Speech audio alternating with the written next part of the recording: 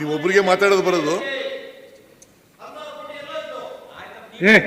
ಕೊಡಪ್ಪ, ನೀವು ಒಬ್ಬರಿಗೆಲ್ಲ ಮಾತಾಡೋದು ಬಂದು ನನಗೂ ಮಾತಾಡೋಕೆ ಬರ್ತದೆ. ಫಿಗರ್ಸ್ ಇತ್ಕೊಂಡು ಮಾತಾಡ್ಬೇಕು. ಮಂತ್ರಿಯಾಗಿ ನೀವು 4 ವರ್ಷ ಏನ್ ಮಾಡಿದ್ರಿ ಅಂತ ಕೇಳ್ಬೇಕಾಗುತ್ತೆ ನಿಮಗೆ. ಯಾಕೆ ಮಾಡ್ಲಿಲ್ಲ ನೀವು? 4 ಮಹದಾಯಿ ಯೋಜನೆ ಮಾಡ್ಲಿಲ್ಲ. 12 ವರ್ಷ ಆಯ್ತು. ಮುಗಿಸ್ಬಿಡಿ ಸರ್. 3ನೇ ಹಂತ ಅಪ್ಪರ್ ಕೃಷ್ಣ ನೀವ್ಯಾಕೆ ಮಾಡ್ಲಿಲ್ಲ? ಕೇಂದ್ರ ಸರ್ಕಾರದಿಂದ ನೋಟಿಫಿಕೇಶನ್ ಯಾಕೆ ಮಾಡಲಿಲ್ಲ? ನೋಟಿಫಿಕೇಶನ್ ಮಾಡಲಿಲ್ಲ.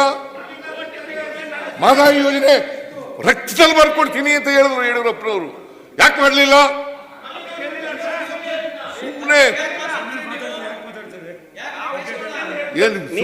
ಏನು ಮಾತಾಡಕ್ ಬರ್ತದೆ ಅಂತ ನೀವೇ ಮಾತಾಡ್ತೀರಾ ಸರ್? ತಾವು ಹೇಳಿದ್ದಕ್ಕೆ ಕೂತ್ಕೊಳ್ಳಿ.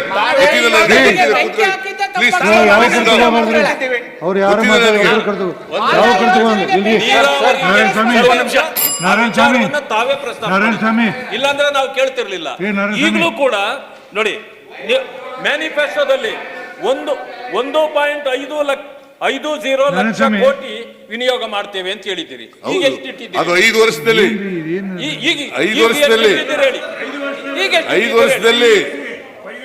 ಹೌದು, ಈಗ ಎಷ್ಟಿಟ್ಟಿದ್ದೀರಿ? ಅಲ್ಲಿಗೆ 5 years ಮಾಡ್ತೀವಿ ರೀ, ಮಾಡ್ತೀವಿ.